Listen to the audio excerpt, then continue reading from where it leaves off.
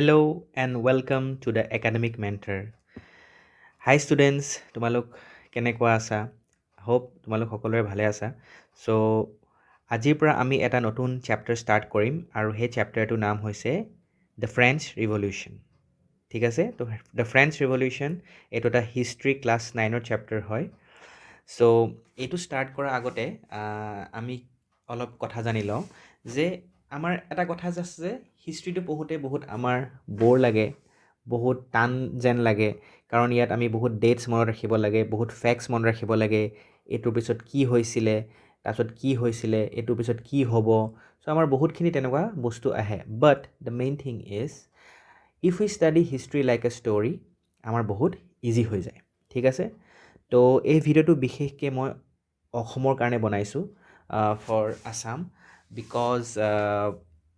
মানে এনেকুৱা ভিডিঅ'জ বহুতখিনি আমাৰ ইউটিউবত আছে য'ত তোমাৰ লাইক ইংলিছ বা হিন্দীত আছে, বাট অসমীয়াত খুব এনেকুৱা ভিডিঅ' কমেই থাকে। So' for the students of Assam,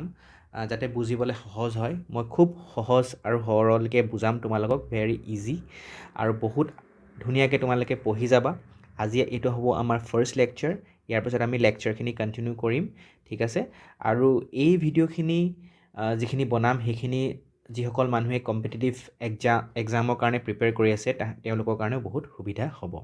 ঠিক আছে? চ' উইদাউট ৱেষ্টিং এনি টাইম আমি আজি ফাৰ্ষ্ট লেকচাৰটো ষ্টাৰ্ট কৰিম। The French revolution, welcome to the academic mentor. তো এই ছ'চিয়েল ছায়েন্সৰ যিটো চেপ্টাৰ আছে, আমাৰ এই বুকখনৰ নাম কি হয়? India and the contemporary world.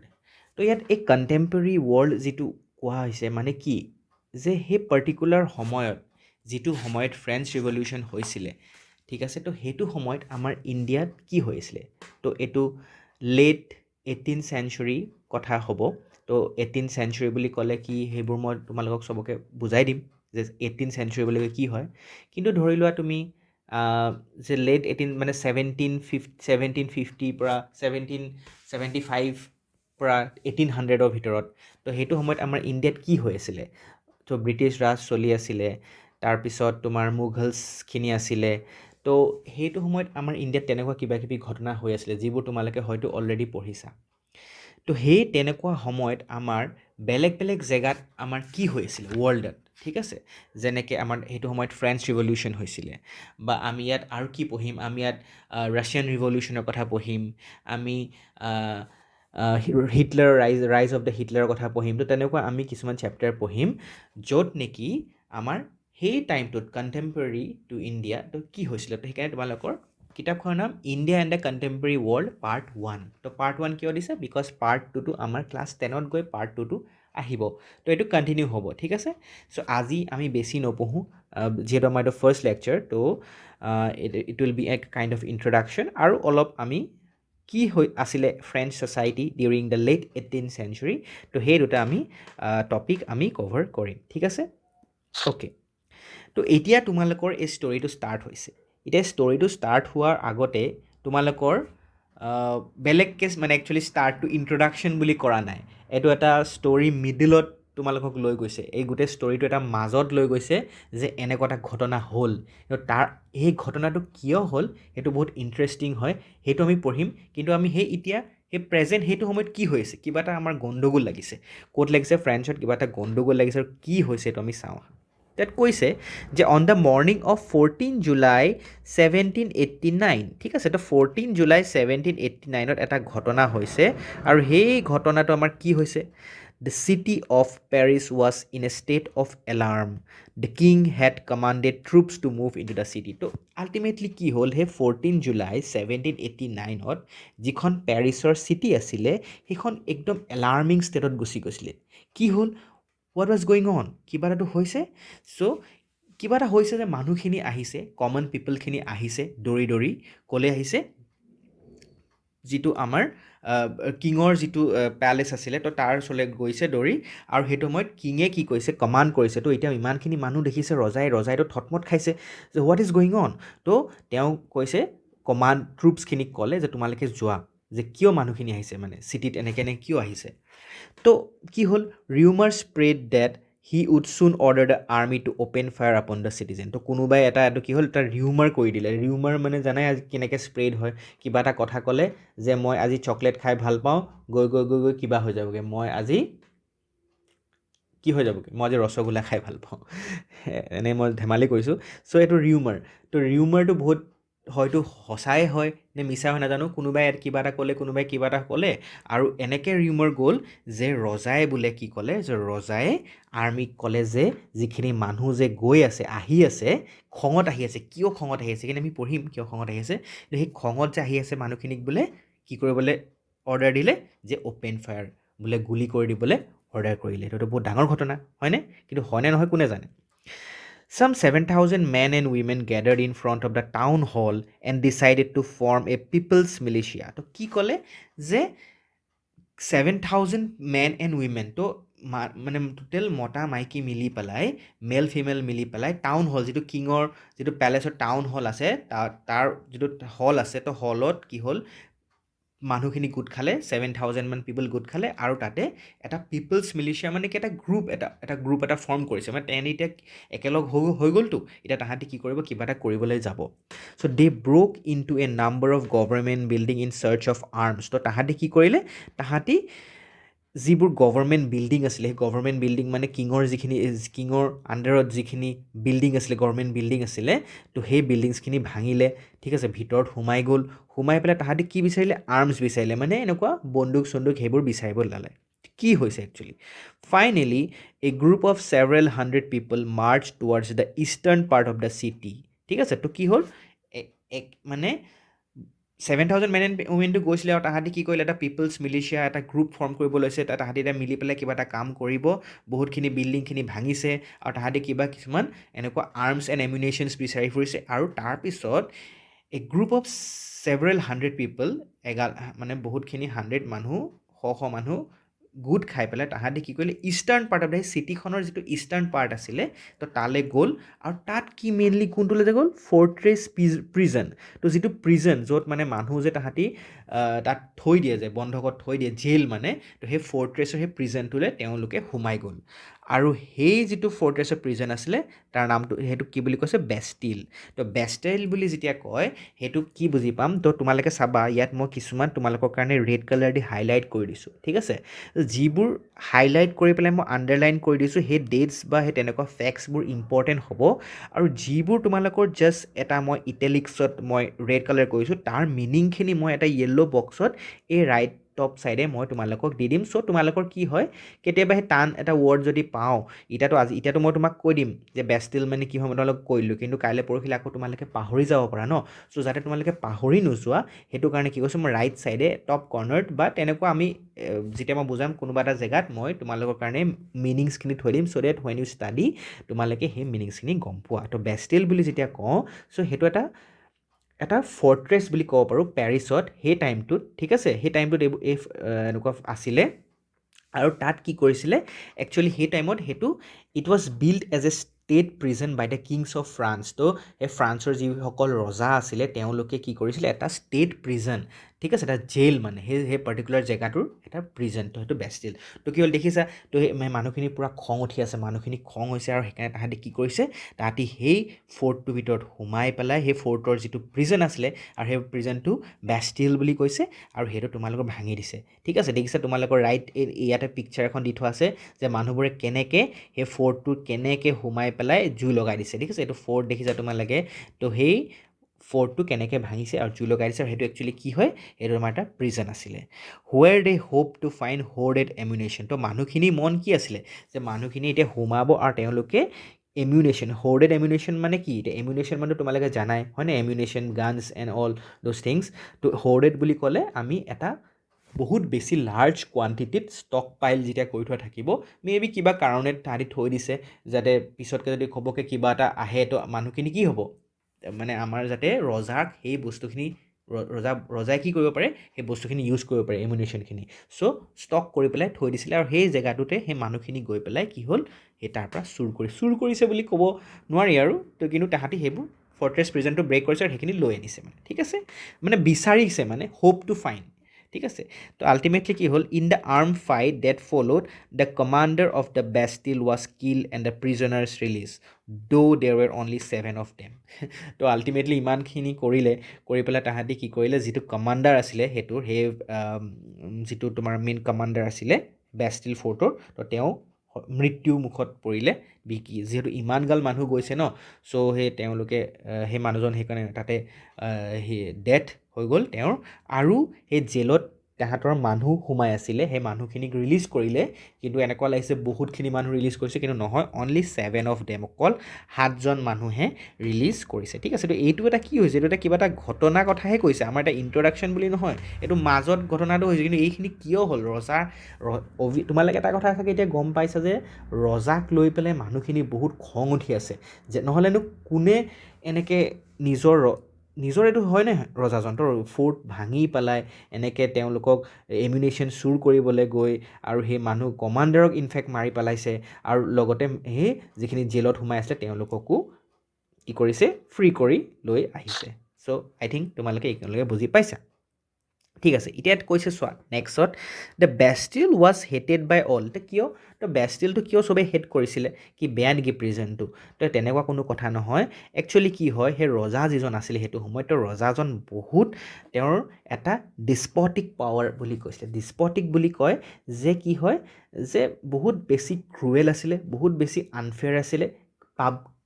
কাক লৈ আনফেয়াৰ আছিলে যিখিনি পাব্লিক আছিলে যিখিনি কমন পিপল আছিলে সেইটো সময়ত চ' তেওঁলোকক লগত বহুত আনফেয়াৰ আছিলে আৰু সেইটো হয়তো তেওঁ কি কৰিছিলে সেই যিটো বেষ্টিল আছিলে ঠিক আছে যিটো প্ৰিজন জেইল আছিলে তো তাত সেই মানুহখিনিক ভৰাই থৈছিলে তো মানুহখিনি সেইকাৰণে কি হয় যে খংটো উঠিছিলে ৰজাৰ ওপৰতে কিন্তু ৰজাই সেই যে পাৰ্টিকুলাৰ সেই জেগাটোত যে থৈ দিছিলে বন্ধ কৰি পেলাই মানুহখিনিক তো সেই পাৰ্টিকুলাৰ জেগাটো কি বুলি কৈছে বেষ্টিল তো এই জেগাটোৰ প্ৰতি তেওঁলোকৰ মানুহখিনিৰ বেছিয়ে খং উঠি আছিলে তো সেইটো কাৰণে সেই বেষ্টিলটো চবেই বেয়া পাইছিলে আৰু সেইটো কাৰণে বেষ্টিলটোতে কি কৰিছিলে মানুহে জুই লগাই দিছিলে একদম ঠিক আছে তো সেই তেওঁৰ এই বস্তুটোৱে ভাঙি দিলে তেতিয়া ৰজাক হাৰ্ম কৰিবনে যে ৰজাৰ এটা বস্তু ভাঙি দিছে ভাল পোৱা বস্তু এটাই ভাঙি দিছে তো সেইটো কাৰণে তেওঁৰ সেই খংটো মানুহবোৰে খংটো উলিয়াই দিছে আচলতে বুজি পাইছা তোমালোকে দ্য ফৰ্ট্ৰেছ ৱাজ ডিমলিছড ঠিক আছে demolished and its stone fragments were sold in a market to all those who wish to keep a souvenir of its destruction তো কি কৈছে চ' সেই ফৰ্টখন ভাঙি দিলে গোটেই ফৰ্টটো ভাঙি দিলে আৰু ভাঙাৰ পিছত কি কৰিলে দে টুক দ্য ষ্ট'ন ফ্ৰেগমেণ্ট যিটো তোমাৰ ফৰ্ট আছিলে সেই ফৰ্টটো ষ্ট'নেৰে এনেকৈ বনোৱা গৈছিলে হয় নাই তো সেই ষ্ট'নবোৰ তেওঁলোকে লৈ আহিলে আৰু লৈ পেলাই মাৰ্কেটত সেই ষ্ট'নবোৰ কি কৰিছে they were selling those fragments of stone in the market so marketত বিক্ৰী কৰিছে আৰু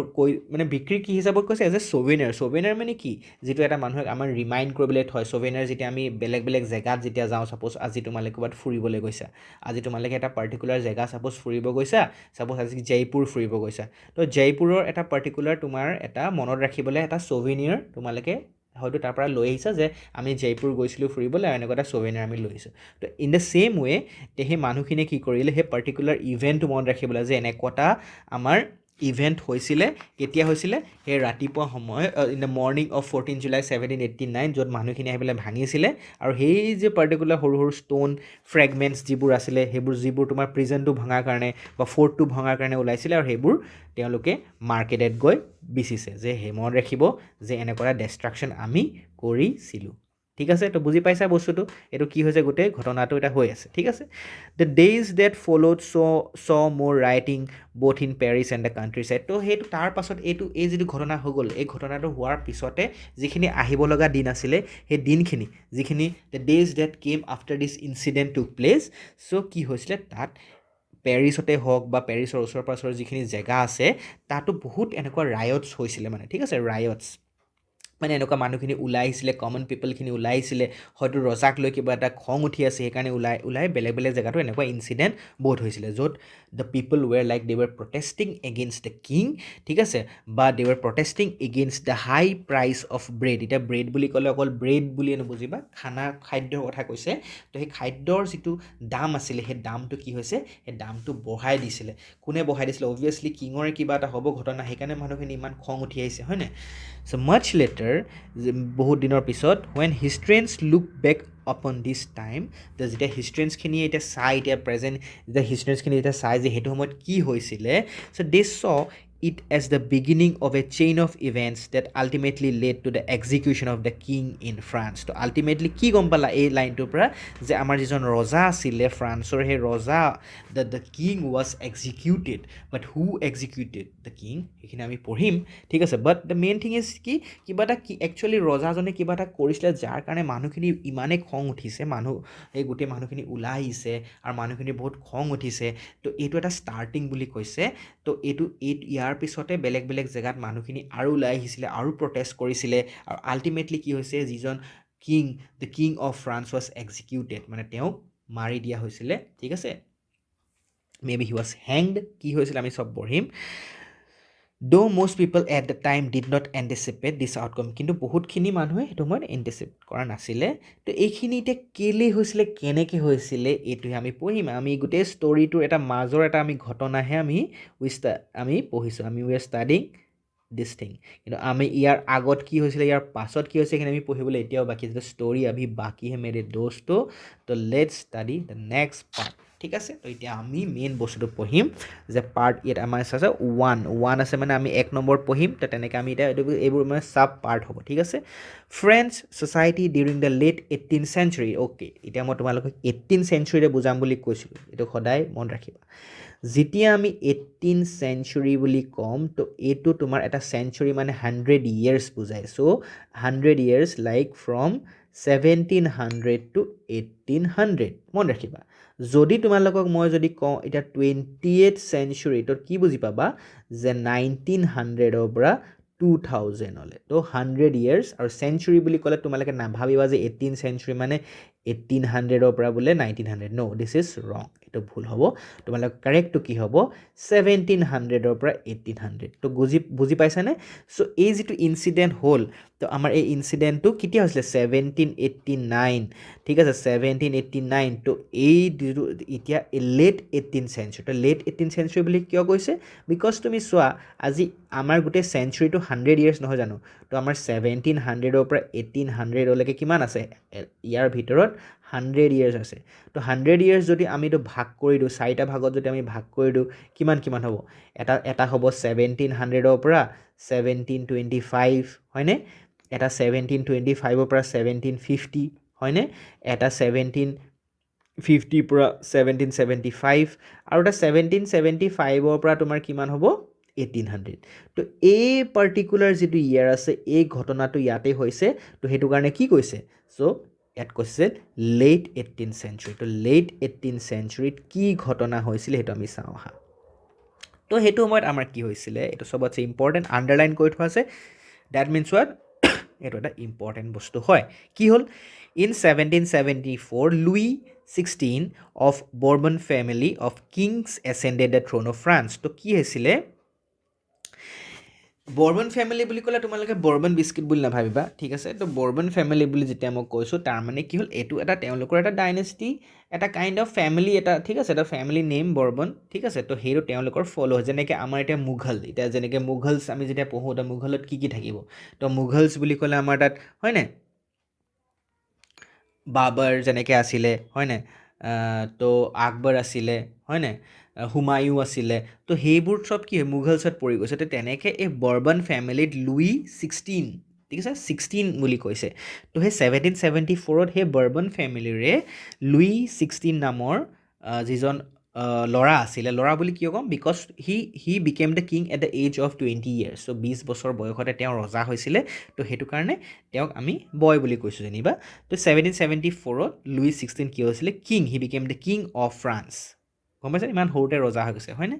তো হি ৱাজ 20 years old আৰু বিয়াৰ আৰু 20 বছৰ পিছৰ হোৱাতে কি কৰিলে he married to the Austrian princess Marie Antoinette তো এই পিকচাৰখন তোমালোকে চোৱা যে লুই 16 লেফ্ট হেণ্ড ছাইডে আৰু ৰাইট হেণ্ড ছাইডে তোমালোকৰ আছে মেৰী এণ্টনিয়েট ঠিক আছে তেওঁলোকৰ মাজত কি হৈ গ'ল বিবাহ হৈ গ'ল চ' এতিয়া এই পিকচাৰখন যে তোমালোকক দিছোঁ এই মেপখন যে দিছোঁ তো ইয়াত কি গম পাইছা যে ফ্ৰান্স ক'ত আছে ইয়াত আছে ফ্ৰান্স হয়নে ফ্ৰান্সখন দেখিছা তোমালোকে যে ফ্ৰান্স আছে মই অলপ জুম কৰি দিওঁ নেকি মই অলপ জুম কৰি দিছোঁ হা চোৱা চ' এইখন হৈছে আমাৰ ফ্ৰান্স আৰু তেওঁ বিয়া কৰিছিলে মেৰী এণ্টনিয়েট ক'ৰ পৰা অষ্ট্ৰিয়া তো অষ্ট্ৰিয়া দেখিছানে মই ৰেড কালাৰ কৰি দিছোঁ ৰ'বা অষ্ট্ৰিয়া চ' দিছ ইজ অষ্ট্ৰিয়া দেখিছা এইখন অষ্ট্ৰিয়া তো ফ্ৰান্স আছে ইয়াত আৰু অষ্ট্ৰিয়া আছে ইয়াত তো এতিয়া তেওঁলোকৰ মাজত কি হৈছিলে মেৰেজ হৈছিলে হয়নে ওচৰতে আছে বাৰু তো এতিয়া তেওঁলোকৰ মাজত বিয়া হ'ল ঠিক আছে তাৰপিছত আমাৰ কি হ'ল নেক্সট লেটছ ষ্টাডি কি হ'ল তাৰপিছত upon his accession the new king found an empty treasure তো এমটি ট্ৰেজাৰ পালে এতিয়া চোৱা চব ঠিক হ'ল তেওঁ ৰজা হ'ল কিমান বয়সত ৰজা হ'ল তেওঁ তোমাৰ 20 বছৰ বয়সত ৰজা হৈ গ'ল হি became the king of France বঢ়িয়া কথা তেওঁ বিয়া কৰিলে অষ্ট্ৰিয়ান প্ৰিন্স মেৰী এণ্টনিয়েট আৰু ভাল কথা কিন্তু কি হ'ল যেতিয়া তেওঁ ৰজা হ'ল তেওঁ কি পালে এটা এমটি ট্ৰেজাৰী মানে কি য'ত ধন সম্পত্তি জিৰ' নহয় খুব কম মানে এমটি কি হ'ল কোনোবাই চুৰ কৰিলে নেকি কোনোবাই চুৰ কৰা নাই কিবা এটাতো ঘটনা হৈছে যাৰ কাৰণে ৰজাৰ treasury was empty so' what was the thing let's study হয়নে কি হৈছিলে লং ইয়াৰ্ছ অফ দ্য এই যে এমটি ট্ৰেজাৰী কিয় হ'ল সেইটো আমি পঢ়ি আছোঁ এতিয়া এইখিনি যিখিনি পইণ্টছ আছে যে হোৱাই দ্য ট্ৰেজাৰী ৱাজ এমটি ঠিক আছে লুই 16 ট্ৰেজাৰী কিয় এমটি হৈছে ৰজাৰ খাজানা কিয়া হোৱা কিছনে চোৰি কিয়া খাজানা কো let's study long years of war had drained the financial resources of France so' বহুত বছৰ তোমাৰ কি আছিলে বহুত বছৰৰ পৰা কি আছিলে যুদ্ধ চলি আছিলে ঠিক আছে তো বহুত বছৰৰ পৰা যুদ্ধ চলি থকাৰ কাৰণে কি হ'ল তোমাৰ এই যিটো তোমাৰ ৰিচোৰ্চ আছিলে সেই ৰিচোৰ্চখিনি তোমাৰ শেষ হৈ গৈছিলে তো এই ৰজা লুই 16 ৰজা হৈছিলে তাৰ আগত কি হৈছে বহুত যুদ্ধ আৰু যুদ্ধ যেতিয়া হয় ইউ ন' যে when a war takes place a lot of resources are wasted বুলি নকওঁ ইউজ ঠিক আছে তো সেইটো কাৰণে কি হ'ল টকা পইচা তাত বহুতখিনি যায় তো সেইটো কাৰণে অলৰেডি ফাইনেন্সিয়েল ৰিচোৰ্চখিনি অলৰেডি শেষ হৈ গৈছিলে তাৰপিছত কি আছিলে এইটোতো আছিলে অলৰেডিতো এইখিনি বহুত খৰচা হৈছিলে ঠিক আছে ইয়াৰ পিছত আকৌ কি হ'ল added to this was the cost of maintaining an extravagant court at the immense place of Versailles তো যিটো ভাৰ্চেলিছ যিটো আছিলে ফ্ৰান্সত য'ত ৰজা আছিলে য'ত ৰজাৰ কোৰ্টখন আছিলে সেই কোৰ্টখন যিটো জেগাত আছিলে সেই কোৰ্টখন বহুত বেছি কি হয় বহুত বেছি এক্সট্ৰাভিগেণ্ট মানে তোমাৰ বহুত হেভি বুলি ক'ব পাৰি মানে ঠিক আছে য'ত তুমি আজি তাক খৰচা কৰিলে আজি নৰ্মেল জেগা এটা হ'লেও হৈ যায় কিন্তু তাত তুমি বহুত আৰু পইচা দি পেলাই আৰু ধুনীয়া বনাই দিছা ঠিক আছে বহুত সুন্দৰ মানে very beautiful and very like তুমি কি ক'বা দেখি একদম তোমাৰ কিবা এক্সট্ৰাভিগেণ্ট কোৰ্ট ভেৰি বিউটিফুল বহুত টকা পইচা খৰচ কৰিছে তো এতিয়া সেই কোৰ্টটো ইমান দামী বস্তু এটা তুমি চোৱা আজি তুমি সৰু এখন গাড়ী যদি লোৱা চাপ'জ এখন স্কুটি লৈছা স্কুটিখন মেইনটেইন কৰিবলৈ তোমালোকৰ যিমান খৰচা হ'ব এখন যদি বহুত ডাঙৰ গাড়ী লোৱা এখন বহুত দামী গাড়ী লোৱা সেইখন খৰচা কৰিবলৈ তোমাৰ কি হ'ব আৰু খৰচা হ'ব তোমালোকৰ yes or no this is true fact in the same way যেতিয়া এটা নৰ্মেল ঘৰ খৰচা কৰিবলৈ ইমান নহয় কিন্তু but when you have an extravagant court when you have a very high বহুত এটা কোৰ্ট যিটো বহুত ধুনীয়া হয় য'ত তোমাৰ বহুত খৰচা কৰি বনাইছা তো সেই কোৰ্টটো তোমাৰ মেইনটেইন কৰিবলৈও তোমাৰ আৰু খৰচা লাগিব হয়নে নহয় তো সেইটো কাৰণে তোমাৰ কি হ'ল এটা ইমান ধুনীয়া জেগাটো আছিলে তো আফটাৰ অল তো তাতো পইচা খৰচ হৈছে under Louis 16 France help the 13 American colonies to gain their independence from the common enemy Britain তো ইয়াত কি হৈছে চোৱা এটা ঘটনা হৈছে এটা অলপ বুজাম এই মেপখন তোমালোকে দেখি পাইছে নাজানো এইখন হৈছে ইউৰোপ ঠিক আছে অলপ মই জুম কৰিব লাগিব বস্তুটো ঠিক আছে ইয়াত চোৱা ফ'কাছ অন দিছ ঠিক আছে তো দিছ ইজ ইউৰোপ ঠিক আছে তো এই ইউৰোপতে এইডোখৰতে আছে আমাৰ ফ্ৰান্স ঠিক আছে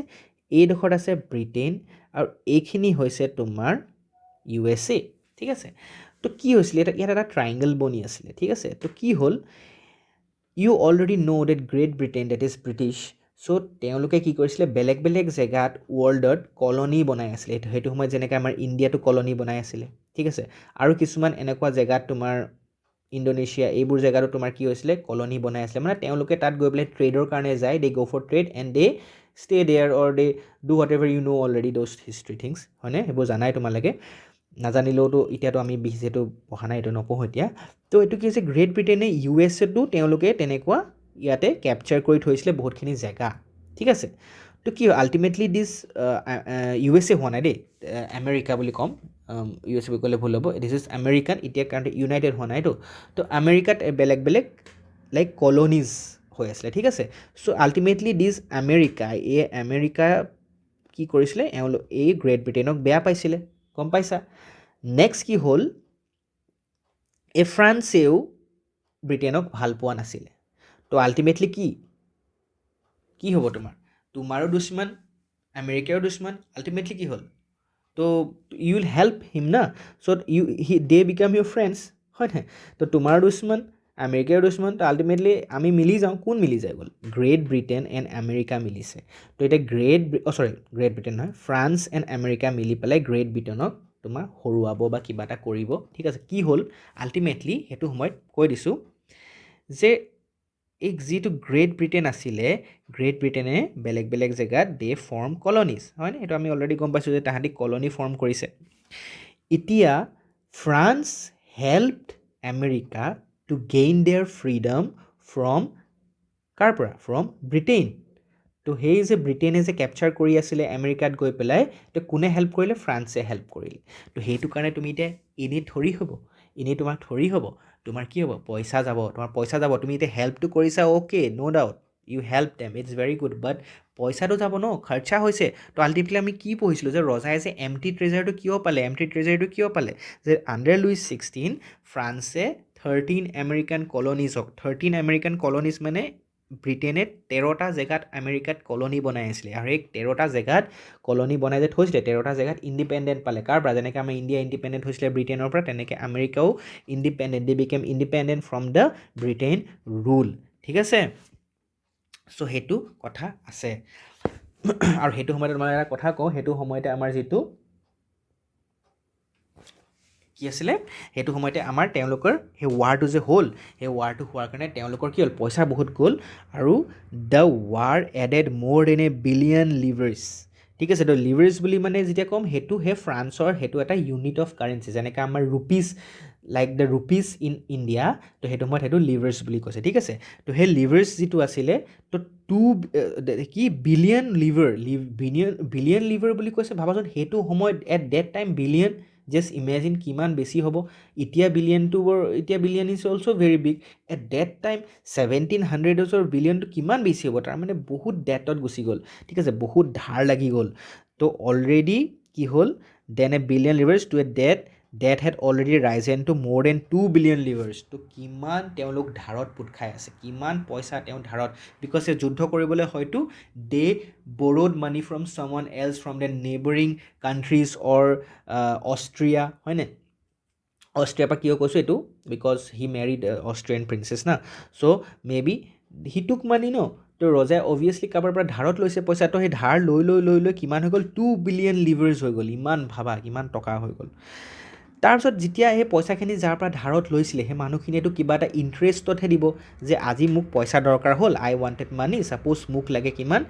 লাগে ছাপ'জ 10,000 ৰুপিজ দৰকাৰ হ'ল মই তোমালোকৰ পৰা ধাৰত লৈছোঁ ঠিক আছে I took money from you 10,000 rupees but you told যে okay sir I will give you 10,000 rupees but I will take interest so' interest কিমান বোলে কিবা এটা 10% ইণ্টাৰেষ্ট ঠিক আছে তো যেতিয়া মই ঘূৰাই দিম তোমালোকক আই উইল পে ইউ 1,000 ৰুপিজ মোৰ হয়নে চ' এতিয়া যেতিয়া দেখিছে যে লেণ্ডাৰ্ছ যিখিনি মানুহে পইচা দিলে ধাৰত লৈছিলে ৰজাই যুদ্ধ কৰিবলৈ বা কিবা এক্সট্ৰাভিগেণ্ট কোৰ্ট কৰিবলৈ ঠিক আছে মেইনলি যুদ্ধটোৱেতো বহুত পইচা ধাৰত লগাই দিলে তো lenders who gave the state credit now began to charge 10% interest on loans ঠিক আছে তো হয়তো may be they charge less but now they are charging মোৰ চ' হয়তো দে চাৰ্জ 3% or 4% যে ঠিক আছে ৰজাই বিচাৰিছে ধাৰত পইচা আমি দিছোঁ কিন্তু ৰজাক ক'লে যে will charge 4% interest but now they are charging 10% because they know' the condition তো কাৰণ may be the king is taking time to return the money or something is going on so' they are charging more ঠিক আছে so' the French government was oblige to spend an increasing percent of its budget on interest payment alone তো ultimately এটা ফ্ৰেঞ্চৰ গভৰ্ণমেণ্টৰ কি থাকে এটা budget নাথাকে জানো তেওঁলোকৰ এটা বাজেট থাকে যেনেকৈ আমাৰ এটা বাজেট বনাই হয়নে যে আমি ইমান পইচা মিলিটাৰীত খৰচা কৰিম ইমান পইচা আমি এডুকেশ্যনত খৰচা কৰিম ইমান পইচা আমি ৱেলফেয়াৰৰ কাৰণে খৰচা কৰিম বেলেগ জেগাত হয়নে so' now their main focus is to return the money that they had taken so' তাহাঁতি বহুত তেওঁলোকে ৰজাই বহুত পইচা ধাৰত লৈছিলে এতিয়া সেই যিমানবোৰ পইচা আছে সেই পইচাবোৰ কি কৰিছে মেইন তেওঁলোকে যিটো খাজানা আছে সেই খাজানাটো ইউজ কৰিব বেলেগ জেগাত নহয় ডেভেলপমেণ্টৰ কাৰণে নহয় ফাৰ্ষ্ট পইচাটোতো ধাৰ মাৰি লওঁ তাৰপিছত মই জেগাটো ডেভেলপ কৰিম ঠিক আছে চ' এতিয়া ইণ্টাৰেষ্ট ল'বলৈ লগাই দিলে ঠিক আছে তো লগতে তোমাৰ টু মিট ইটছ ৰেগুলাৰ এক্সপেন্সটো আছে such as cost of maintaining an army এতিয়া আৰ্মি ৰাখিছা ৰজাই এইটো খৰচা কৰিব লাগিব কোৰ্টখন এক্সট্ৰাভিগেণ্ট কোৰ্ট খৰচা কৰিব লাগিব গভৰ্ণমেণ্ট ৰান কৰিবলৈ গভৰ্ণমেণ্ট অফিচ ৰান কৰিবলৈ খৰচা কৰিব লাগিব ইউনিভাৰ্চিটি ৰান কৰিবলৈ খৰচা কৰিব লাগিব তো ultimately what you will do how you will get the money পইচা কেনেকৈ পাবা কোৱাচোন just tell me one thing how will you get the money so' obviously you will have to what increase taxes তো এইটোৱেই সদায় main মূল কাৰণ হয় এভৰিহুৱেৰ যে you will charge money from the common people আমিতো এতিয়া ইণ্টাৰেষ্ট আমি এতিয়া টেক্স ইনকাম টেক্স আমি টেক্স দি আছোঁ দ্য পিপল আৰ পেয়িং হয় নাই the how the government is running এখন গভৰ্ণমেণ্ট কেনেকৈ ৰান হয় obviously the common people pay' the tax তো এতিয়া যিমান টেক্স দি আছিলে সেইটো সময়ত এতিয়া কি হ'ল আৰু টেক্স দিব লগা হৈ গ'ল দে উইল পে' নাও দে উইল পে' মোৰ বুজি পাইছে চাগে চিম্পল হয় মই তোমালোকক বহুত লাহে লাহে বহুত ইজিলি বস্তুটো বুজাইছোঁ যে এতিয়া কি হ'ল ৰজাৰ খাজানা খালী এতিয়া মই তাত একোবাৰ ৰিপিট কৰি দিম পইণ্টকেইটা যে বহুত বছৰৰ পৰা যুদ্ধ চলি আছে সেইটো কাৰণে পইচা খতম হৈ গৈছিলে নেক্সট কি হ'ল তোমাৰ ছেকেণ্ডলি বহুত হেভি কোৰ্ট এখন এক্সট্ৰাভিগেণ্ট কোৰ্ট এখন বনাব লগা হৈছে ঠিক আছে তো বহুত খৰচা কৰা সেই কোৰ্টখনত খৰচা আছে লগতে আমেৰিকাৰ 13 কলনিজ ফ্ৰী কৰিবলৈ পৰা ব্ৰিটেইনৰ পৰা ফ্ৰী কৰিবলৈ ফ্ৰান্সে হেল্প কৰিছে তাতো পইচা লাগি গৈছিলে তো তেওঁলোকৰ 2 বিলিয়ন তেওঁলোকৰ ডেথ হৈ গ'ল হয় নাই তো লেণ্ডাৰ্ছবোৰে চাৰ্জ কৰিলে 10% ইণ্টাৰেষ্ট এতিয়া ফ্ৰেঞ্চ গভৰ্ণমেণ্টে কি কৰিলে ফ্ৰেঞ্চ গভৰ্ণমেণ্টে এতিয়া ইনক্ৰিজ বাজেটৰ পইচা ইনক্ৰিজ কৰি পেলাই ক'ত খৰচা মেইনলি ফ'কাছ কৰিছে যে আমি পে'মেণ্ট কেনেকৈ কৰোঁ অকল সেইটোতে ফ'কাছ কৰিলে বাকীবোৰ ডেভেলপমেণ্টৰ কথা নাই নেক্সট কি কৰিলে মানুহখিনিয়ে টেক্স বঢ়াই দিলে তো এতিয়া এটা কথা তোমালোকে গম পাইছা নাই এই যে কামখিনি কৰিছে কাৰ চবতছে হেম্পাৰ হৈছে দ্য কমন পিপল তো এতিয়া লাহে লাহে গম পাইছানে সেই মানুহখিনি যে সেই যে ৰাতিপুৱা যে দৌৰি দৌৰি যে এগালমান মানুহ যে গৈছিলে ৰজাৰ কিবা কৰিবলৈ তো ইয়াতে অলপ অলপতো গম পাইছা যে ৰজাইতো কিবা এটা গণ্ডগোল লগাইছে আল্টিমেটলি হয়নে যাৰ কাৰণে মানুহখিনি দৌৰিছিলে আৰু কথা আছে আমি এতিয়া পঢ়িলে গম পাম চোৱা এতিয়া বহুত এটা ইম্পৰ্টেণ্ট বস্তু আমি পঢ়িম you will study the society of the states ঠিক আছে তো সেইটো সময়ত এট ডেট টাইম ফ্ৰেঞ্চ যিটো ছ'চাইটি আছিলে কেনেকুৱা আছিলে how was the society back then will study French society in the 18th century was divided into 3 states তো তিনিটা ষ্টেটছ আছিলে ঠিক আছে তিনিটা মানে ভাগ আছিলে ঠিক আছে 3 states and only member of the third state paid taxes তো কি হ'ল তিনিটা ষ্টেট আছে তিনিটা ভাগ আছে ছাপ'জ ৰজা আছে ন তো ৰজাৰ তলত তেনেকুৱা তিনিটা বস্তু আছে তিনিটা ষ্টেট আছে তো তাৰ পৰা অকল থাৰ্ড ষ্টেটটোহে টেক্স দিয়ে সেইটো কেনেকুৱা কথা বাকী দুটা ষ্টেটে কেলৈ পইচা নিদিয়ে তাহাঁতি কিবা হিৰো নেকি are they are hero or what কি হয় তাহাঁতি তো সেইটো আমি পঢ়িম যে তিনিটা আছে এটা হৈছে ক্লাৰ্জি এটা হৈছে নবিলিটি আৰু এটা হৈছে থাৰ্ড ষ্টেট এই থাৰ্ড ষ্টেটহে পইচা দিয়ে বাকী এই দুটা ষ্টেটে পইচা দিব কি টেক্স দিব নালাগে তো এতিয়া কি কথা আছে এইকেইটাতো ইমান স্পেচিয়েল প্ৰভিজন কিয় কিন্তু তাহাঁতিচোন ওপৰতহে আছে হয় নাই যিটো চেইন দেখিছা সেই চেইনটোত তাহাঁতি কি আছে তাহাঁতি ওপৰতহে আছে তো তাহাঁতৰ ওচৰত পইচা বেছিহে আছে আল্টিমেটলি তো তাহাঁতিহে ইনকাম টেক্সটো দিব লাগিছিলে মেইনলি কিন্তু এই তলৰ মানুহখিনি কিয় ইনকাম টেক্স দিব লগা হৈছে but why income tax but why they are paying taxes বাকী হোৱাই দে আৰ ৰেষ্ট্ৰেইন বা why they did not pay the tax তো কি আছিলে চোৱা সেইটো সময়ত বেক দেন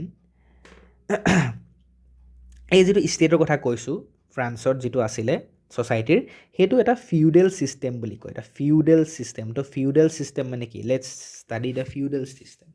তো ফিউডেল ছিষ্টেম মানে এনেকুৱা হয় তোমালোকক যদি মই ক'ব বিচাৰোঁ যে ফিউডেল ষ্টেট চ' ইয়াত ৰজা আছে হি ইজ দ্য কিং হয়নে হি ইজ দ্য কিং তো ৰজাৰ আণ্ডাৰত এনেকুৱা কিছুমান ৰজাৰ আণ্ডাৰত কি আছে গোটেই লেণ্ড গোটেই মাটি চাটিটো চব আছে তো ৰজাইতো অকলে গোটেইখন চলাব নোৱাৰে চ' দে হোৱাট দে ডু তেওঁলোকে এনেকুৱা সৰু সৰু জেগা কিছুমান ফিউডেল লৰ্ডছক দি দিয়ে ফিউডেল লৰ্ডছ তো this lords can be his family members বা কোনোবা খাছ মানুহ হ'ব পাৰে তো ইয়াত কিছুমান ফিউডেল লৰ্ড থাকে তাৰ ৰজাৰ তলতে ফিউডেল লৰ্ডছ থাকে সেই ফিউডেল লৰ্ডছখিনি কি কৰে ৰজাৰ যিখিনি মাটি আছে সেই মাটিখিনি ৰজাই দি দিয়ে তেওঁ ৰজাই মাটিখিনি এনেই দিব নি নিদিয়ে তো ultimately they will have to serve the king কেনেকৈ চাৰ্ভ কৰিব হয়তো তেওঁলোকে যেতিয়া কিঙৰ দৰকাৰ হয় তেওঁলোকে কি কৰিব লাগিব তেওঁলোকে পইচা দিব লাগিব এতিয়া পইচা কেনেকৈ দিব এই যে ফিউডেল লৰ্ডছবোৰ দেখিছা ঠিক আছে মই তোমালোকক এইটো বুজাম ঠিক আছে মোক এটা খালী জেগা লাগিছিলে আচলতে তোমালোকক খালী জেগা এটা হ'লে এইটো বহুত ধুনীয়া খালী জেগা ঠিক আছে এইবোৰ টপিক নহয় দেই এইটো মই সেই ফিউডেল ছিষ্টেমটো কৈছোঁ তো এইটো কিং হয়নে তো ইয়াৰ আণ্ডাৰত এনেকুৱা পাৰ্টিকুলাৰ জেগা আছে তো এই জেগাবোৰ কি কৰিলে সৰু সৰু কিছুমান এই পাৰ্টিকুলাৰ জেগা মানে কি গোটেই জেগাটোৱেচোন ৰজাৰ হয় তো ইয়াতে কিছুমান তেওঁ নিজৰ মানুহ ইয়াতে ৰাখি দিলে ঠিক আছে এতিয়া এই জেগাটোৰে মই কথা কৈছোঁ এই পাৰ্টিকুলাৰ জেগাটো চাপ'জ এই মানুহটো আছে নহয় এইটো কি হয় he is the feudal lord এতিয়া এওঁ এই ফিউডেল লৰ্ডজনে নিজৰ আণ্ডাৰত কি কৰিব কিছুমান ইয়াতে আৰ্মি থ'ব মানে ঠিক আছে এই আৰ্মিবোৰ থৈ দিব বা এওঁ কি কৰিব নিজৰ আণ্ডাৰতে কিছুমান এই জেগাটোৰ মাটিটোৰ অ'নাৰটো কোন হয় এই জেগাটোৰ মাটিটো অ'নাৰ হৈছে কোন সেই ফিউডেল লৰ্ডটো হয় নাই সেই ফিউডেল লৰ্ডটো তো এওঁ কি কৰিব এতিয়া নিজৰ জেগাতে নিজৰ হেৰিতে কি কৰিব আৰু কিছুমান মানুহ এনেকৈ থৈ দিব এই মানুহখিনি কি কৰিব খেতি কৰিব এই মানুহখিনি খেতি কৰিব আৰু এই খেতি কৰি পেলাই মানুহখিনি কি কৰিব যিবোৰ তাহাঁতি ইনকাম কৰিব ঠিক আছে সেই তাৰে এটা পাৰ্চেণ্টেজ কাক দিব এই ফিউডেল লৰ্ডটোক দিব আৰু আল্টিমেটলি এই ফিউডেল লৰ্ডে ৰজাক দিব তো এইটো এটা কি হয় এটা হায়াৰকি ছিষ্টেম হয় বুজি পাইছেনে এইটো এটা কি হয় এটা হায়াৰকি ছিষ্টেম হয় ঠিক আছে তো এইটোকে কৈছে যে এ ছ'চাইটি এণ্ড ইকনমিক ষ্ট্ৰাকচাৰ এক ছেকেণ্ড ৰ'ব দেই তোমালোকে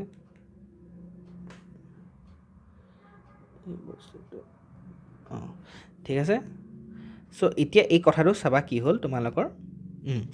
তো a social and economic structure that dominated medieval Europe from the 9th to the 15th century. It was characterized by exchange of land for service. ঠিক আছে তো ultimately the king will give the land and in return the people to whom the king has given the land will do service for him, where lords owned a area and granted it to lesser nobles মানে সেই সৰু সৰু পিজেন্টছ বা তেনেকুৱা মানুহবোৰক বা businessmen merchants সেইবোৰক দিছিলে in return for military service and loyalty তো আল্টিমেটলি এইটো এটা কি এটা হায়াৰকিয়েল অফ পাৱাৰ এটা ৰজা ওপৰত থাকিব তাৰ তলত এনেকৈ থাকিব ঠিক আছে তো ইয়াত এইটো কৈছে যিটো ছ'চাইটি আছিলে বেক দেন এইটো তোমালোকৰ কিতাপত নাই মই জাষ্ট তোমালোকক বুজাই দিছোঁ যাতে তোমালোকে গম পোৱা যে ফিউডেল ছিষ্টেম কি হয় society of the states was a part of the feudal system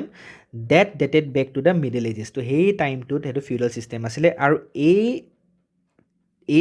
গোটেই ছিষ্টেমটো যিটো আছে যে 3 ষ্টেটছত ভাগ কৰা হৈছে এইটো অল্ড ৰিজিম বুলি কোৱা হয় ঠিক আছে এইটো এটা অল্ড ৰিজিম হয় তো এইটোত সেইটো সময়তহে আছিলে মানে আৰু কেতিয়া বিফ'ৰ 1789 তো বিফ'ৰ 1789তহে এই বস্তুটো আছিলে তাৰপিছত কিন্তু এইটো নাই এইটো ঠিক আছে তো এইটো সেই তেতিয়াহে আছিলে তাৰপিছত এইটো নাই আৰু এইটো 1789ৰ আগতহে এই অল্ড ৰিজিমটো আছিলে ঠিক আছে এইটো ফিগাৰ শ্ব'জ how the system of states in France society was organise তো প্ৰথমতে আহে ক্লাৰ্গি তাৰপিছত আহে নবিলিটি আৰু থাৰ্ড ষ্টেজত আহে কোন businessmen merchant court officials lawyer বা তোমাৰ পিজেন্টছ আহিব পাৰে খেতিয়ক বা স্মল পিজেন্টছ ঠিক আছে তো ইয়াত দেখিছানে যে এই যিটো থাৰ্ড ষ্টেট আছে ন থাৰ্ড ষ্টেটৰ মানুহখিনি কিছুমান পুৱাৰ আছিলে আৰু কিছুমান তোমাৰ ৰিচ আছিলে যাৰ ওচৰত অলপ টকা পইচা আছিলে বা যাৰ ওচৰত এটলিষ্ট মাটি আছিলে ঠিক আছে কিন্তু ক্লাৰ্গি আৰু নবিলিটি এই দুটাৰ ওচৰততো অভিয়াছলি মাটি চাটি আছিলে তো তাহাঁতি এটা বহুত ভাল লাইফ আছিলে তাহাঁতৰ সেই ওপৰ দুটা তো তাহাঁতি এতিয়া মেইনলি কি হ'ল তাহাঁতিয়ে টেক্স দিব নালাগে টেক্স কোনে দিব যিকেইটা দুখীয়া বেচেৰা তাহাঁতিহে উল্টাই টেক্স দিব লাগে বা যাৰ ওচৰত মাটি নাই তাহাঁতিয়ে উল্টাই টেক্স দিব লাগে চ' এইটো কেনেকুৱা ঘটনা সেইকাৰণে দেখিছানে সেই যে মানুহখিনি যে দৌৰি গৈছিলে 7,000 পিপল তো আল্টিমেটলি তাহাঁতৰ খং কিয় উঠিছিলে আৰু এতিয়া দেখিছা ৰজাই ইমানগাল পইচা খৰচা কৰিছিলে গোটেই ধাৰত পোট খাই আছে তো এতিয়া ৰজাই কি কৰিছিলে গভৰ্ণমেণ্টখনে কি কৰিছিলে যে আল্টিমেটলি টেক্সটো বঢ়াই দিছিলে হয়নে কমন পিপলৰ টেক্সটো বঢ়াইছিলে কিন্তু টেক্সটো আকৌ কোনে দিয়ে টেক্সটো সেই তলৰ সেই মানুহখিনিহে দিয়ে দ্য থাৰ্ড ষ্টেট পিপলে দিয়ে তো আল্টিমেটলি থাৰ্ড ষ্টেট মানুহখিনি কিমান পইচা খৰচা হৈ মানে কিমান তাহাঁতৰ অৱস্থা বেয়া হৈছিলে ভাবা ওপৰখিনিতো বিন্দাছ থাকে হয়নে ইয়াত কি কৈছে যে peasants made about 90% of the population so' যিখিনি মানুহ আছে যিমান পপুলেশ্যন আছে সেই পাৰ্টিকুলাৰ জেগাত 90% পিজেন্টছে আছিলে খেতিয়কে আছিলে হয়নে however only a small number of them owned the land and they cultivated. So তাৰে যিমানখিনি 90% people যদি common people খিনি peasants আছিলে খেতিয়কে আছিলে তাৰে only few of them had lands. অলপ কিছুমানৰহে land আছিলে বাকিবোৰতো lands নাছিলে তাহাঁতি সেই কাবাৰ সেই feudal lordsবোৰৰ under তাহাঁতি খেতি কৰি আছিলে আৰু যাৰ বিনিময়ত তাহাঁতি কি দিব লাগে যেতিয়া খেতি হৈ যায় তাৰ অলপ তাহাঁতি দি দিব লাগে তাৰ অলপ মানে এটা পাৰ্চেণ্টেজ তাহাঁতি দি দিব লাগে ঠিক আছে বুজি পাইছা তে নেক্সট কি হ'ল দেখিছানে about 60% of the land was owned by the nobles তো যিখিনি নবেলছ আছিলে ঠিক আছে যিখিনি নবেলিটি বা যিখিনি নবেলছ আছিলে দ্য চাৰ্জ মানে এতিয়া এই ক্লাৰ্জি বুলি যেতিয়া মই ক'ম ন কি গম পাবা জানানে ক্লাৰ্জি বুলি ক'লে তো ইয়াত কিছুমান পিপল হয় ক্লাৰ্জি মিনছ হোৱাট গ্ৰুপ অফ পিপল ঠিক আছে that invested with special functions in the church so চাৰ্চৰ কাৰণে কিছুমান মানুহ ৰখা হৈছিলে যেনেকৈ এতিয়া আমাৰ যদি ইণ্ডিয়াৰ কণ্টেক্সত ক'ব বিচাৰোঁ তো পুৰোহিতবোৰ যিবোৰ থাকে যে ঠিক আছে সেইটো সময়ত সেই পুৰোহিতখিনিক মানে ক্লাৰ্জি তাহাঁতি একদম টপ লেভেলত আছিলে মানে ঠিক আছিলে সেইটো টাইমত আৰু তাৰপিছতে নবেলিটিখিনি কাম কি নবেলিটিখিনি কাম হৈছে যে গভৰ্ণমেণ্টখন চলোৱা বা মিলিটাৰী ছাৰ্ভিচ দিয়া সেইখিনি নবেলিটি তো সেই দুটাই ক্লাছ একদম আছিলে যিকেইটা এনজয় কৰি আছিলে ঠিক আছে তো এতিয়া কি হ'লে পইণ্টটো যে about 60% of the land was owned by the nobles তো যিমানখিনি লেণ্ড আছিলে সেই লেণ্ডটো 60% খিনি নবেলছৰ ওচৰতে আছিলেচোন ঠিক আছে the church and the other richer member of the states তো গোটেই যিখিনি থাৰ্ড ষ্টেটৰ মানে কি কৈছিলে লেণ্ড কাৰ ওচৰত আছিলে চোৱা মই এতিয়া কৈছে যে লেণ্ড কাৰ ওচৰত আছিলে নবেলছখিনিৰ ওচৰত আছিলে ঠিক আছে নবেলছখিনি দেখিছে নবেলছখিনি কি যিখিনি তোমাৰ who do the military services and government ঠিক আছে চাৰ্চ ঠিক আছে ক্লাৰ্জি মানে যিখিনি চাৰ্চৰ মানুহ আছিলে চাৰ্চ আৰু আদাৰ richer member of the third state এই থাৰ্ড ষ্টেটৰে কিছুমান দেখিছেনে বিগ বিজনেছমেন আছে ঠিক আছে মাৰ্চেণ্টছ আছে কোৰ্টছ আছে তো সেই মানুহখিনি যি থাৰ্ড ষ্টেটৰ যিখিনি মানুহ আছিলে সেই পাৰ্টিকুলাৰ মানুহখিনিয়ে লেণ্ড অ'ন কৰিছিলে বাকী যিখিনি 90% পিজেন্সে আছিলে তাহাঁতৰ ওচৰতে লেণ্ড নাই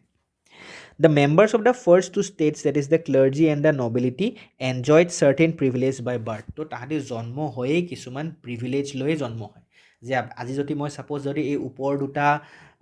খানদানত যদি মই জন্ম হ'লোহেঁতেন ক্লাৰ্জি হওক বা নবিলিটি হওক তো মই বাই বাৰ্থ মোৰ কিছুমান প্ৰিভিলেজ আছে দ্য মষ্ট প্ৰিভিলেজ চবতছে ইম্পৰ্টেণ্ট প্ৰিভিলেজটো কি হ'ল যে আমি কোনো টেক্স দিব নালাগে গভৰ্ণমেণ্টক ষ্টেটত কোনো টেক্সেই দিব নালাগে সেইটোতো বিন্দাছ হৈ গ'ল ন মই যি পইচা পাইছোঁ চব মোৰ নিজৰ মই গভৰ্ণমেণ্টক একো দিব নালাগে ষ্টেটক একো দিব নালাগে কেলৈ দিব নালাগে বিকজ তলৰ মানুহখিনিয়ে দিব ন কেনেকুৱা ছিষ্টেম আছিলে জাষ্ট ইমেজিন দ্য নবেলছখিনি ৰ'বা ইয়াতে শেষ হোৱা নাই নবেলছখিনি আৰু এনজয় কৰে the nobles further enjoyed the feudal privileges সেইটোতো কৈছে ফিউডেল প্ৰিভিলেজ মানে কি তাহাঁতৰ তলত পিজেন্স থাকিব সেই পিজেন্সখিনিয়ে খেতি কৰিব আৰু পিজেন্সখিনি খেতি কৰাৰ পাছতো আকৌ তাৰে বহুত প্ৰডিউচ তাহাঁতি যিখিনি বেচেৰাখিনিয়ে গোটেই বছৰটো খেতি কৰি পইচা যিখিনি পালে পাৰ্টিকুলাৰ ছিজনটো পইচা নহয় খেতি কৰি পেলাই যিখিনি প্ৰডিউচ কৰিব ছাপ'জ আজি আলু খেতি কৰিলে আজি ব্ৰেডৰ খেতি কৰিলে ব্ৰেড নহয় মানে ঘেঁহু বা চাউল সেইখিনি যিখিনি তাহাঁতি খেতি কৰিলে সেই খেতি কৰি পেলাই যিখিনি প্ৰডিউচ কৰিলে তাৰে এটা পাৰ্চেণ্টেজ ফিউডেল লৰ্ডছক আকৌ দি দিব লাগে এইফালে তাহাঁতি গোটেই কষ্ট কৰিলে হয়নে তো সেইটো কোনে এনজয় কৰিছিলে যিখিনি ফিউডেল প্ৰিভিলেজ নবেলছখিনি দিছ ইনক্লুডেড ফিউডেল ডিউজ তো সেই টকা পইচা দিয়া সেইখিনি চব তাহাঁতৰ পৰাই লৈ আহিব তাহাঁতৰ পৰাই লৈ ল'ব চব তাহাঁতৰ পৰা চুচিব which they এক্সট্ৰেক্টেড from the pigeons দেখিছানে তো সেই যিখিনি ফিউডেল ডিউজ মানে আজি যে তুমি যে ৰজাই যে তোমাকে মাটিকণ দিলে তো তাৰ বিনিময়তো তুমি ৰজাক কিবা দিব লাগিব তো সেইখিনি আকৌ তাহাঁতি কেনেকৈ দিয়ে তাহাঁতি সেই বেচেৰা সেই যিকেইটা দুখীয়া হেৰি আছে পিজেন্স আছে সেই তাহাঁতৰ পৰাই পইচা লৈ পেলাই তাহাঁতৰ পৰাই দিব আকৌ ঠিক আছে peasants were oblige to render service to the lord to work in the his house and fields to serve in the army or to participate in building roads তো সেই ৰাস্তা বনোৱা বা মিলিটাৰী ছাৰ্ভ কৰা বা ফিউডেল লৰ্ডছবোৰৰ যে ঘৰত কাম কৰা সেইবোৰৰ কাম কাৰ আছিলে সেই পিজেন্সখিনি বেচেৰা ঠিক আছে গম পাইছা এতিয়া চোৱা এটা বহুত ধুনীয়া এটা ডেছক্ৰিপশ্যন দিছে যে সেইটো সময়ত কেনেকুৱা পিকচাৰখন ভালকৈ চোৱা যে লেফ্ট ছাইডে এজন একদম বিন্দাছ বহি আছে এটা মানুহে ভৰিৰ ওপৰত ভৰি দি আৰু এটা বেচেৰা মানুহ এটাই যে সি খেতি কৰি আনিছে তাত ঘেঁহু আছে সেই ঘেঁহু খেতি কৰি আনি বা দাইল আছে সেই দাইলখিনি খেতি কৰি আনি পেলাই কাক দিছে বেচেৰা বহি থকা মানুহটোক ইয়াত কিছুমান ৱৰ্ডছ লিখি থোৱা আছে হয়নে দেখিছানে ইয়াত কিছুমান ৱৰ্ডছ লিখি থোৱা আছে আৰু ইয়াত তোমালোকে যদি ভালকৈ চোৱা if you look in this picture there is a spider and a fly তো ইয়াত এটা কি হৈছে এইটো এটা তোমাৰ বস্তুটো কি বুজাইছে যে দেখিছা যে আজি স্পাইডাৰে নিজৰ কি থাকে এনেকুৱা ৱেব থৈ দিয়ে হয় নাই এনেকুৱা ৱেব থাকে সেই ৱেবত কি হয় এটা মাখি গৈ পেলাই ফচি যায় আৰু সেই পাৰ্টিকুলাৰ মাখিটো কোনে খায় সেই মাখিটো কোনে খাই পেলাই এটা স্পাইডাৰে খাই পেলাই হয়নে তো আল্টিমেটলি ইয়াত তোমাক সেই কথাটোৱে কম্পেয়াৰ কৰিছে ইয়াত যিবোৰ তোমাৰ নবেলছ আছে সেই নবেলছবোৰক স্পাইডাৰ বুলি কৈছে আৰু সেই নবেলছবোৰে সেই স্পাইডাৰ ৱেব দি থৈছে আৰু ৱেবত কোন ফচি গৈছে সেই ৱেবত ফচি গৈছে তোমাৰ বেচেৰা পিজেন্সখিনি আৰু সেই পিজেন্সখিনি তাত ফচি পেলাই সেই পিজেন্সখিনিক খাইছে মানে কি একবাৰ খাই পেলোৱা নাই কিন্তু তাহাঁতক চুচি আছে ন বুজি পাইছে তো সেইটোৱে বুজাইছে the nobleman is the spider the peasant is the fly ঠিক আছে ইয়াত কি কৈছে this poor fellow' brings everything grain fruits money salad এই বস্তুখিনি আহে আৰু fat lord sits there ready to accept it all he does not even care to grace him with a look তো তাক ভালকৈ চোৱাও নাই বেচাৰাটো যে আনি দিছে সেইটো চোৱাই নাই তো লাইক দিছ তো সেইটো কি হৈছে কিমান ঘটনা সেইটো সময় 18th centuryত কেনেকুৱা হৈ আছিলে মানুহখিনি সেইকাৰণে মানুহখিনি লাষ্টত খঙত কিবা হৈ গৈছিল ঠিক আছে এতিয়া চোৱা ইয়াতে শেষ হোৱা নাই আৰু আছে the church too extracted its share of taxes called tithes তো টিথিছ বুলি এটা কি আছে টেক্স আছে হোৱাট ইজ টেক্স এই টিথিছটো কি চোৱাচোন a tax levied by the church comprising 1/10 of the agricultural produce তাৰমানে তোমাৰ যিমান প্ৰডিউচ হয় যিমান তোমাৰ প্ৰডাকশ্যন হয় চাপ'জ তুমি যদি if you divide it into 10 parts 1 2 3 4 5 6 7 8 9 10 তো তাৰে তোমাৰ এটা পাৰ্ট কি কাক দিব লাগিব এটা পাৰ্ট তুমি দি দিব লাগিব চাৰ্জক এটা পাৰ্ট তুমি দিব লাগিব চাৰ্জৰ বাকী 9টা পাৰ্ট তোমাৰ ওচৰত আছে এটা পাৰ্ট তুমি চাৰ্জ দিব লাগিব ঠিক আছে সেইটো তোমাৰ যিটো প্ৰডিউচ হ'ব এগ্ৰিকালচাৰ প্ৰডিউচ হ'ব that 1 part you will have to give it to the church তো চাৰ্জো কম নহয় চাৰ্জতো তুমি পইচা দিব লাগিব নবিলিটিখিনিতো আছে ক্লাৰ্জি আছে আৰু চাৰ্জকো তুমি 1/10 দিব লাগিব ফ্ৰম দ্য বেচেৰা peasants and finally all the members of the third states had to pay taxes to the state সেইটো দেখিছে যে থাৰ্ড ষ্টেটত থকা যিমানখিনি মানুহ আছে গোটেইখিনিয়ে ষ্টেটক গভৰ্ণমেণ্টক টেক্স দিব লাগিব দিছ ইনক্লুডেড ডাইৰেক্ট টেক্স তো ইয়াতে কি হ'ল এটা ডাইৰেক্ট টেক্স আমাৰ যেনেকৈ এতিয়াও ডাইৰেক্ট টেক্স ইনডাইৰেক্ট টেক্স আছে নে যে এটা পইচা আমাৰ চেলেৰীৰ পৰা কাটি লৈছে সেইটো ডাইৰেক্ট টেক্স আৰু কিছুমান আমি ইনডাইৰেক্ট টেক্স দিওঁ কেতিয়া যেতিয়া আমি বস্তু কিনো আজি আমি এটা বস্তু কিনিছোঁ তাত এটা আমাৰ অলৰেডি এটা টেক্স সোমাই থাকে তো সেইটো কৈছে এটা ইনডাইৰেক্ট টেক্স ঠিক আছে চ' ডাইৰেক্ট টেক্সটোৰ নামটো কি টেইল ঠিক আছে taille tax to be paid direct to the state তো এটা পইচা তোমাৰ ফিক্স আছে যে তুমি গভৰ্ণমেণ্টক কিমান পইচা দিব লাগিবই সেইটো হৈছে টেইল আৰু এটা তোমাৰ কিছুমান ইনডাইৰেক্ট টেক্স আছে ইনডাইৰেক্ট টেক্স যেনেকৈ যেতিয়া তুমি কিছুমান চল্ট কিনিবা বোলে তুমি টবেকো কিনিছা সেই যে চল্ট কিনিছা সেই চল্টৰ দাম চাপ'জ তোমাৰ নৰ্মেলি দামটো হয় চাপ'জ 5 টকা এনেই মই কথাটো কৈছোঁ ইণ্ডিয়ান কণ্টেক্সত ঠিক আছে 5 ৰুপিজ কিন্তু তাত টেক্স লাগি মেলি তোমাৰ কিমান হৈছে 7 ৰুপিজ হৈছে তো আল্টিমেটলি সেই 2 টকাটো এক্সট্ৰা ল'লে যে 2 ৰুপিজ সেই 2 ৰুপিজটো কি হয় এটা ইনডাইৰেক্ট টেক্স সেইটো তোমাৰ গভৰ্ণমেণ্টলৈ যাব বা ৰজাৰ খাজানালৈ যাব হয়নে তো আল্টিমেটলি এই যে যিটো টেক্স দিয়ে কোনে থাৰ্ড ষ্টেটৰ মানুহখিনিয়ে তো তাহাঁতি এটাতো টেইল দিবই লাগিব ঠেইলিটো দিবই লগতে এটাতো থিথেছটো দিবই সেইটো কি আছিলে থিথেছটো was the 1/10 of the produce you will give to church সেইটো হ'ল আৰু এটা হৈছে তোমাৰ ঠেইলি হৈছে ডাইৰেক্ট টেক্স যিটো তুমি ডাইৰেক্টলি দিবই লাগিব ঠিক আছে যে এটা ফিক্স এমাউণ্ট তোমালোকে সদায় দিবই লাগিব সেইটো দিবাই লগতে কিছুমান ইনডাইৰেক্ট টেক্স আছে যেনেকৈ তুমি আজি নিমখ কিনিব গৈছা আজি চাদা কিনিব গৈছা তুমি পইচা দিছা হয়নে